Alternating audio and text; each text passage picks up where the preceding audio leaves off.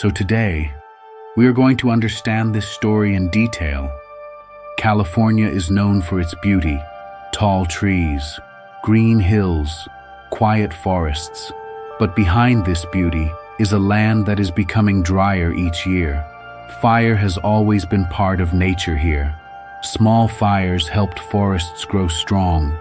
They cleared dead plants and made room for new life. But what we see today is very different. These fires are not small. They do not help nature heal. They destroy everything in their path. In the past, wildfires happened mostly in hot summers. They burned slowly. Firefighters could control them. But over the last few decades, something changed. Summers became longer. Winters became shorter. Snow melted too fast. The land did not get enough water. Trees became weak and dry. One spark was enough to turn a forest into fire. Scientists say California is now much hotter than it was 50 years ago. Even a small rise in heat makes a big difference. Hot air pulls water from the soil. Plants dry out. Forests become fuel. When strong winds blow, fires spread like they are alive. They jump roads. They cross rivers. They move faster than people can run. We remember past fires that shocked the world. In 2018, the Camp Fire destroyed the town of Paradise. It killed dozens of people in just a few hours. Homes, schools, and memories turned into ash. In 2020, California had one of its worst fire years ever. Millions of acres burned. The sky turned orange. People wore masks not for sickness, but to breathe. These were not normal fires. Experts say climate change played a big role.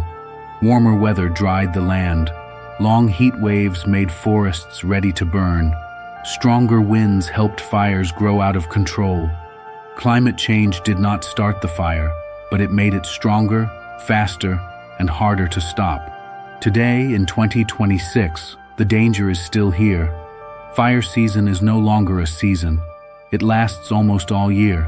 Some fires start in winter. Some start at night. Firefighters are tired. Resources are stretched thin. People live with fear, knowing one spark could change their lives.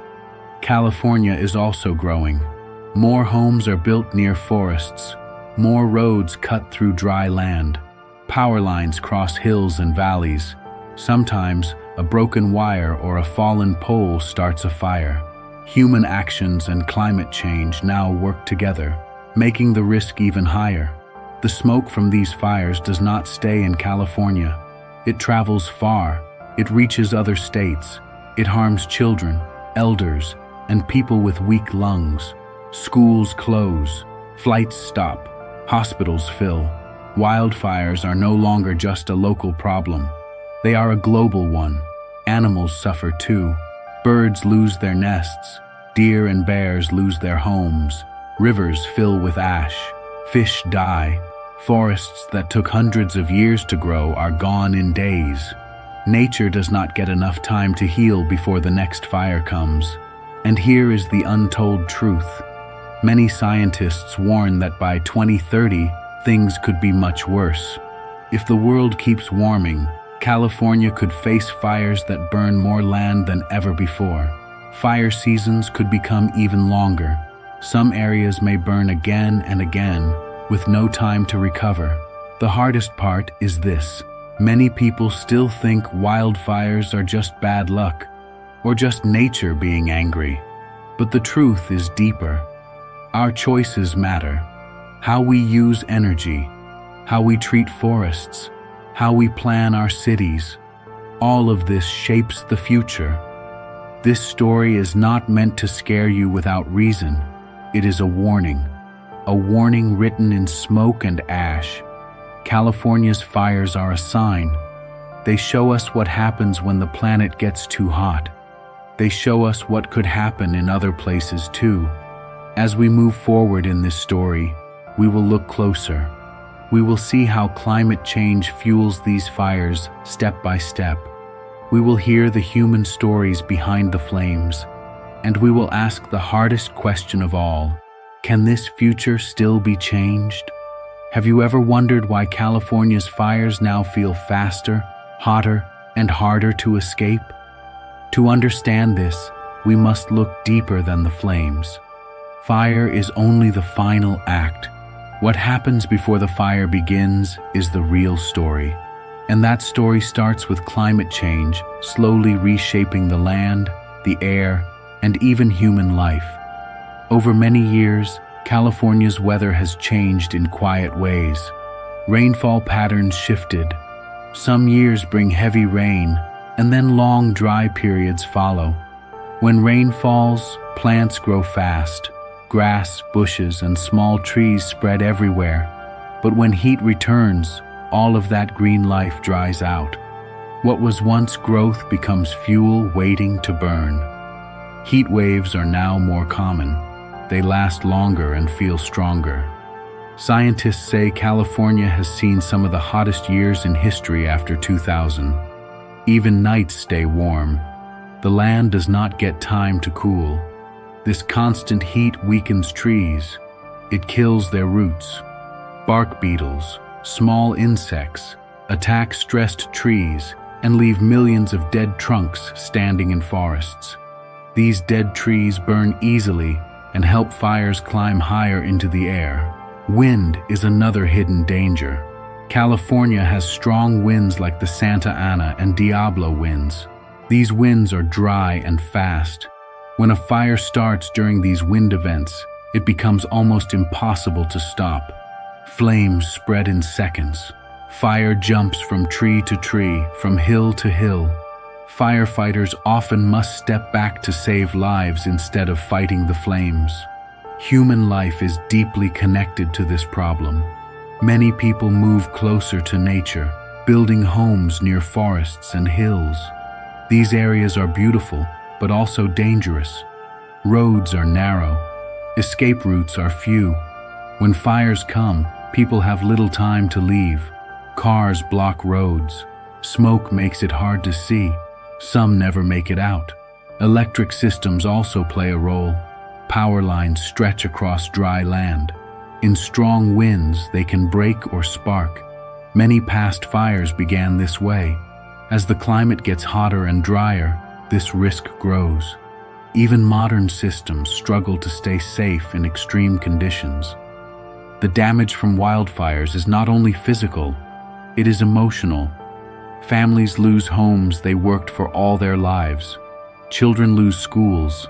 Communities disappear. People carry trauma long after the flames are gone.